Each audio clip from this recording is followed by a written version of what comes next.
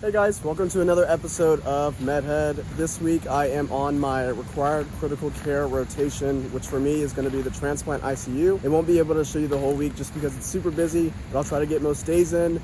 I also did apply into residency this past week, and I'll be sharing with you in this video what I applied into and giving you more insight into that. I also have a conference and other research things to prepare for. So this week will be busy. I have a lot going on, but it's also fun things. So hopefully you guys will enjoy this journey with me.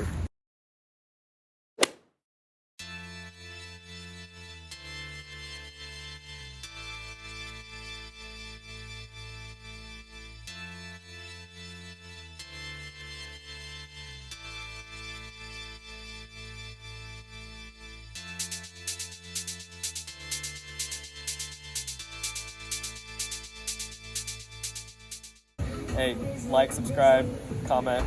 Y'all heard it All the first. good things for the algorithm to MedHead. Who is this? Oh, Rachel Southern.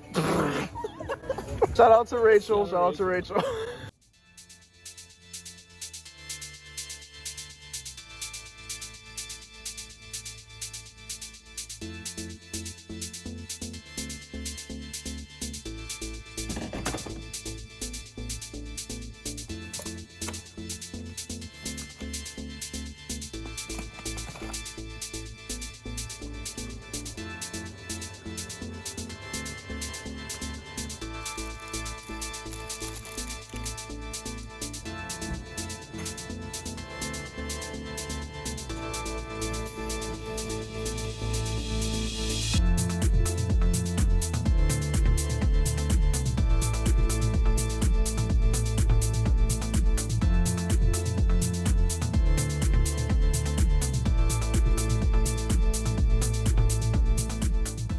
Hey guys, so it is officially the end of the week. I am now winding down on my RCC, required critical care rotation. Transplant surgery has been definitely something worth taking. I have had the opportunity to do things that I probably would not be able to do outside of this rotation. So super thankful that I got to do that. And I'm excited for the other electives coming up and my other rotations. Speaking of my chosen route and the electives coming up, that kind of brings me to what I applied into for my medical specialty. I know I kept this kind of under the wraps for a while just because one, I was very busy getting things done, trying to get things situated, and two, I just wanted to find the right time to kind of tell you guys these things as everything kind of got wrapped up, applications were sent off, and things have settled down somewhat. I feel like this is a better time to relay that information to you guys. Many of you guys guessed it, and the specialty I did apply into is physical medicine and rehabilitation. PM&R for short. You will largely hear people say PM and R. You might also hear people refer to it as physiatry. These are also physiatrists. Some people say physiatry. Some people say rehab doctors. So there's a lot of different names that the field and the specialists go by, but ultimately it is something that I was thinking about going into medical school, something that was kind of on my mind. And I think when you get into medical school, I did say this in one of my other videos, a lot of people do say that you do have time to choose, don't rush things. You know, when you start medical school, you don't have to have your whole life set in front of you and know exactly what you want to do. There's not a lot of time after you start third year, however, because third year is so busy, and then you go straight into step 2, and then all of a sudden you're applying and you have to have your ducks in a line, if that's the term. But that being said, third year was a good way for me to really figure out what really felt right to me. More so than figuring out what I liked, it was more about figuring out what I really did not like. And not necessarily that they were bad experiences, it's just that those type of things weren't fitting me. And I think medicine offers a lot of variety for different people. And for me, I wanted something that kind of gave me the ability to work with people on succinct goals that had a lot to do with functioning from day-to-day life. And when you make that argument, you could say that anything in medicine helps you with function day-to-day life, but I would argue that there are certain fields that are more geared towards people's functionalities. And so when looking at those things, and also tied into the fact that I have a brother who had CP, cerebral palsy, it kind of gave me a reason to stumble upon the field in undergrad, and that's how I figured that that would be one of my interests going into medical school. And what it really came down to for me was the patient population and the goals that PM&R instills in their practice. The interdisciplinary factors of PM&R kind of coming together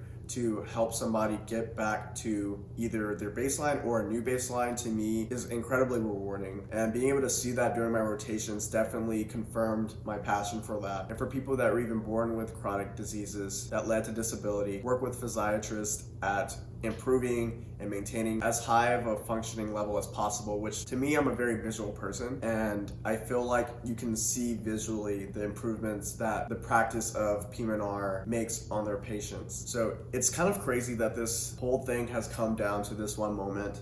I don't feel like it's been a super long time, but at the same time, I feel like I've been in this forever, and this moment has finally come. I am, 3 rotations from being done with medical school. 3 more months of rotations. I do have lots of vacation in between. I set it up like that so I could do interviews and not have to worry about taking off time. My next rotation coming up will be pediatric PM&R, which I'm super excited about because, like I said, I have a brother who had cerebral palsy. Getting to work with those patients is something that's personal to me and something that I'm passionate about. I also have a MSK radiology rotation coming up, and then PM&R for spinal cord injury. So I'm super excited. I'm starting to prepare for interviews now. I've gotten a handful, which is a big blessing because I really, going into this, was worried, but this thing is moving, this thing is going. We are getting to the final stretch. Honestly, I couldn't be more thankful for you guys, my family, my partner. Honestly, I cried because much as we try to maintain our